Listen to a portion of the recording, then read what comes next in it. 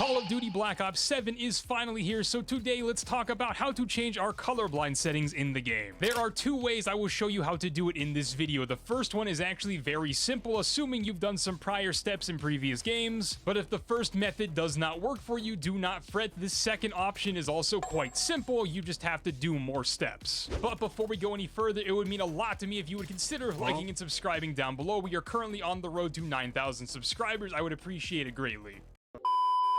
So method 1, like I said, is very simple, assuming you've changed your colorblind settings in previous Call of Duties. All you have to do for method 1 is to start at the main menu, go up to the cog wheel, go down to account and network, and the top setting is import settings. You can click on import from previous title, it'll import every setting you had in Black Ops 6, including your colorblind settings, so you're just done. If you do method 1 like that, just keep in mind there are some new settings in Black Ops 6 that might slightly change how the game looks. You might want to experiment with them.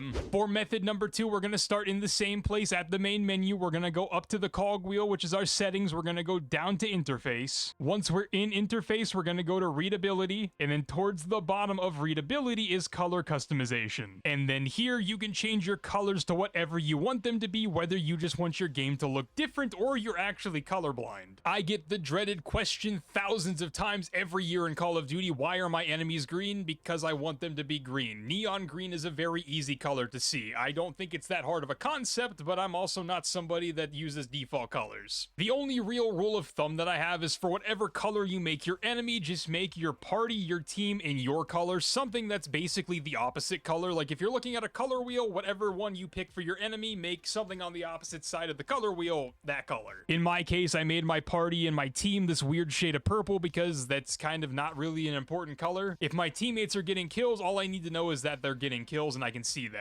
And then I made my color pink because I like pink. If you look at my branding, my channel is pink. And then unless you're a psychopath, I wouldn't bother changing the neutral and contested. Keep neutral white because white's neutral, and keep contested yellow because that's an emergency color. And then I didn't mess with this option at all, but if you want to go into that, by all means go buck wild with the squad color options. And then for the HUD color palette, this will be more important to those of you that are actually colorblind, because this is where you'll pick your specific type of colorblindness, whether it's Protonopia, Deuteranopia, or Tritonopia. For those of you curious, even though it says custom, I'm on the Tritonopia color palette. Just whenever I picked my custom colors, it went to custom. And then down here, you can mess with the different filter types. I'm on filter 2 because I think it looks the best. For color filter target, you're going to want it to impact both world and interface. And then for world color intensity and interface color intensity, crank both of those to 100 to make it the most vibrant it can be. And then for those of you that care, this is what it looks like kind of in-game, with my colors at least. And then, like I mentioned, at the end of method number 1, there is a new setting, or at least I think it's new. It is called high contrast mode. I don't see a reason to have that turned off, so I have it turned on. And then if you go into show more, you can change whatever you want to change down here. I have everything turned on except for darken background. And then just kind of to give a better look at what it actually looks like in game, this is what the world, the map looks like, the new raid looks like with my colorblind settings. And then you can see whenever you look at an enemy, especially with that big ass bar above their head, they're pretty easy to see. Oh, the hit markers are the color they're supposed to be in this game. They weren't like that in BO6. They were still red, I think. Now they're like MW3, where like the damage indicators and the hit markers are the color that you have your thing set to. That's cool. That's a quality of life improvement that should have never taken a year and an entire new game to get made, but here we are. As you can see, all the names are green. Everything looks the way it looks. For what it's worth, I also have on the Black Ops 2 in-game HUD, which is another setting you can change if you want to, so my game probably looks a little bit different than what some of yours looks like. I kind of like it.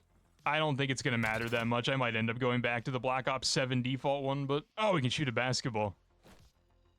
Can I not do it? Do I have to shoot it? I don't know if that went in. I just backed up and missed a tomahawk.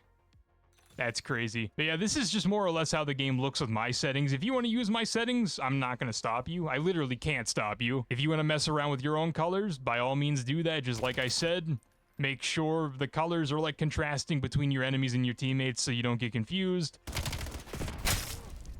And for those of you that are still gonna comment and ask, why are your enemies green? Because my enemies are green, man. I like the way it looks. But with that said, I want to thank you guys for tuning into this video, and like I asked at the beginning of the video, please consider liking and subbing, and I'll talk to you guys in whatever the next video may be. A pizza.